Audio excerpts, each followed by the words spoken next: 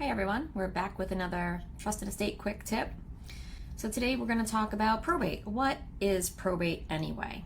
So people seem to be as scared of probate as they are the IRS, big bad probate. So what is it? So probate is when someone dies and their estate has to be administered in court, and that's called a probate administration.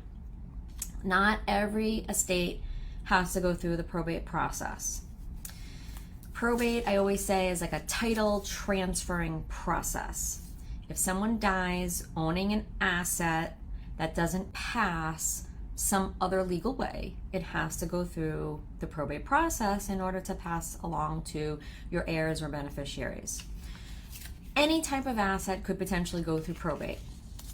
It could be a life insurance policy, it could be any sort of financial account, it could be real estate.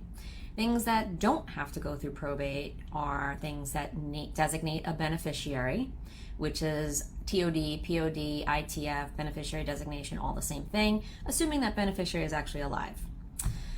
Or if you own something jointly with someone and the ownership is structured with a right of survivorship.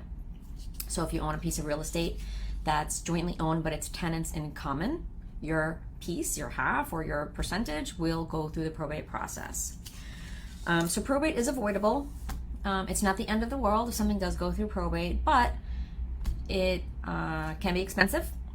You have to pay legal fees, there's court costs, and it can be very time consuming depending on the nature of what's going on in your estate, and definitely problems can arise there. If people are not getting along, there's bad beneficiaries, all sorts of bad things can potentially happen in a probate administration.